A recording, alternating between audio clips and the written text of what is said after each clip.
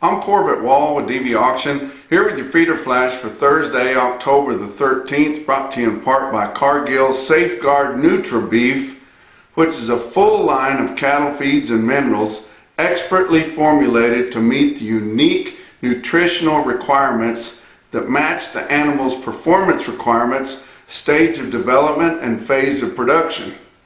For more information, go to Merck Animal Health. Drought conditions persist, and not only is there not anything for these calves that they're selling right now to forage on this winter, now we're seeing that no one is keeping back heifers, no one is buying replacement heifers in a large scale, and guys are just struggling to keep their cow herds together. And how we're going to put together the kind of calf crop that we need going forward, I don't know.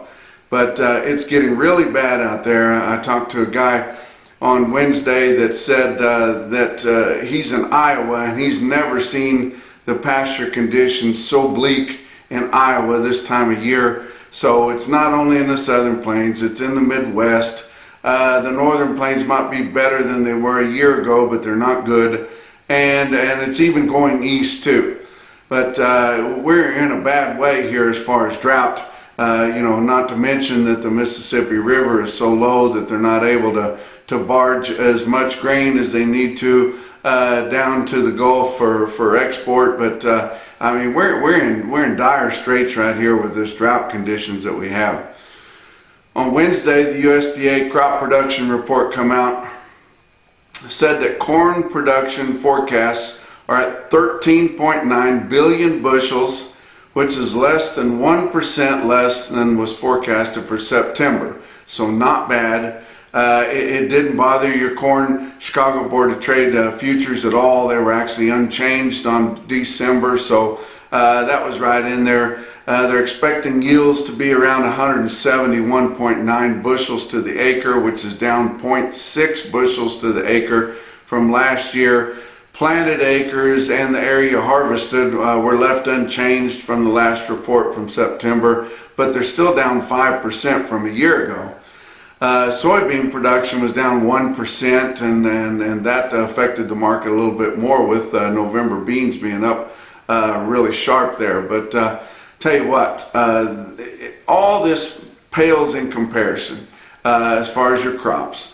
It's still dry, the crop's been made, a lot of it's sitting there waiting to be harvested, it's still drying down. Also, your farmers don't know really where they're going to go with it because a lot of the country elevators are full, a lot of the terminal elevators are full, and the on-farm storage is full also. But until the weather changes significantly, that stuff can stay out there in the field till they get ready to sell it. That's why I think whenever they do need to go ahead and harvest that crop that's sitting out there, they're going to find a way to direct market that to some people that need it to feed cattle, and we could see a little bit of a break in what our cost of gains are going to be because it's going to be a little bit cheaper. Some people don't agree with that because they're not able to get it to market, but that's yet to be seen. But forage conditions continue to worry producers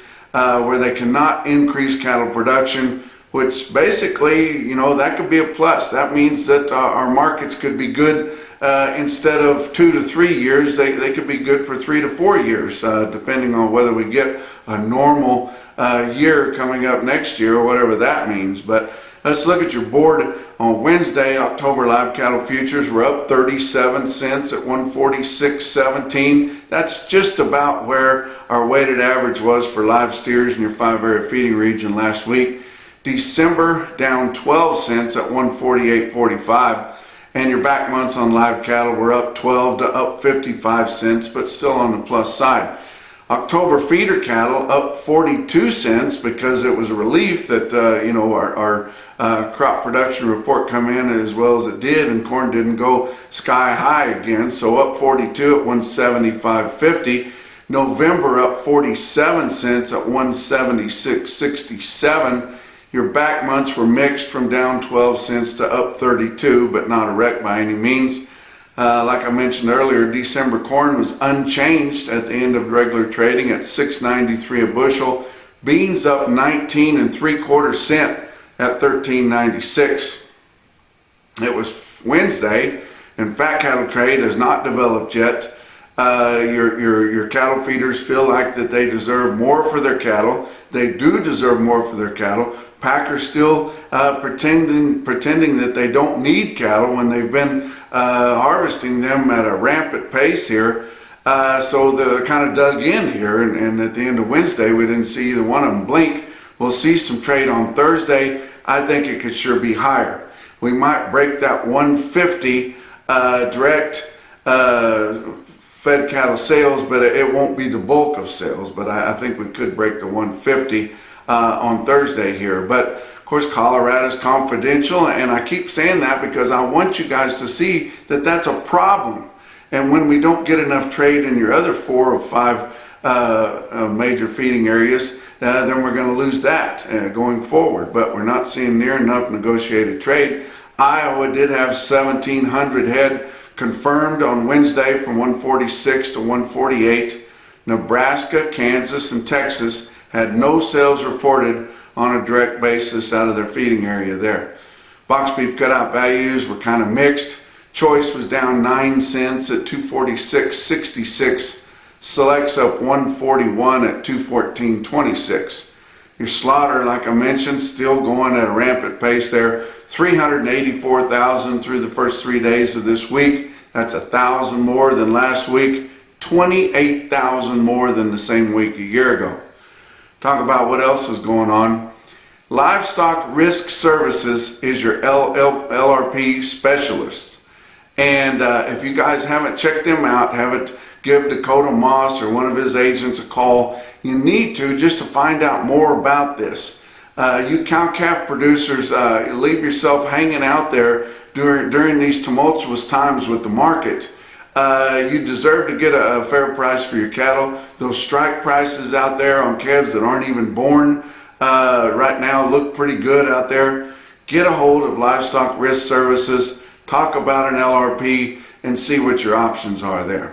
Talk about your feeder cattle market, your real-time index on DV auction. Late in the day on Wednesday, sitting at 173.04, down 22 cents, and there's still pressure on your market. But your yearling feeders, including those 8 weights that is what makes up your RTI, are selling pretty good. It's the calves that aren't finding many friends, like I've been saying, because there's just no place to turn those calves out.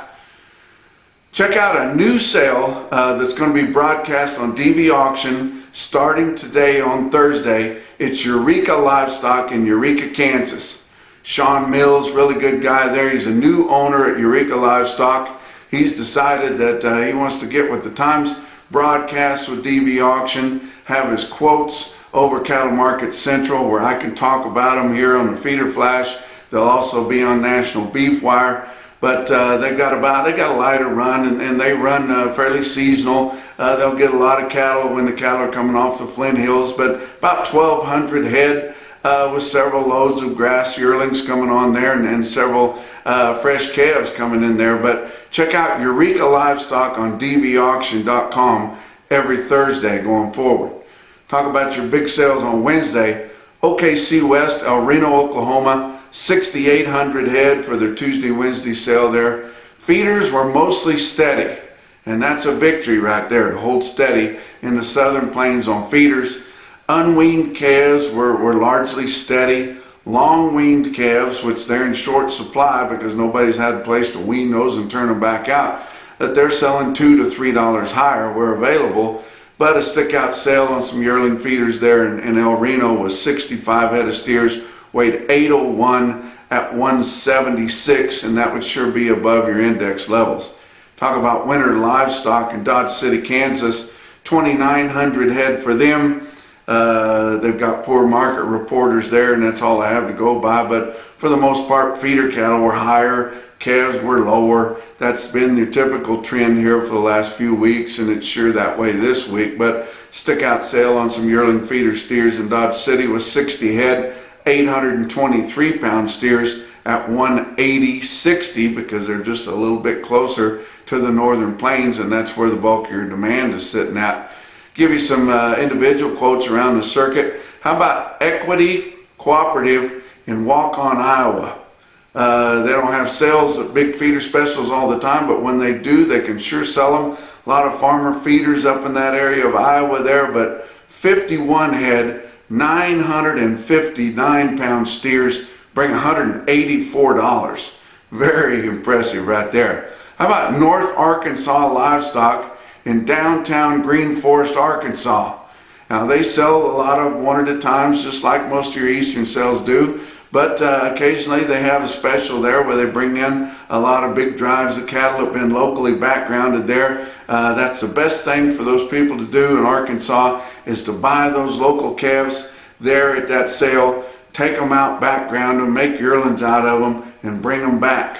But right there at North Arkansas Livestock, they sell 128 steers in one draft, weighed 799 or 800 pounds at 178 1/4, and that's well above your index levels up through the middle 12 states, sitting on the east side over there. How about Torrington Livestock Markets on a big calf quote? 87 head of 517-pound steer calves in Torrington, Wyoming. They bring $2.19 a pound. But your Zoetta stick-out sale of the day was Bassett Livestock Auction in Bassett, Nebraska. Usually are the stick-out sale when they have a sale. 2,400 head there. Fairly well-tested market throughout all the weights. Steer calves were steady to $4 lower. Feeder steers steady to $3 higher. Heifers mostly steady where they were comparable with the last sale. But check out this automated market report out of Cattle Market Central from Bassett Livestock Auction. See 318 head of 5-weight steer calves, average 542 with a weighted average price of $209.62.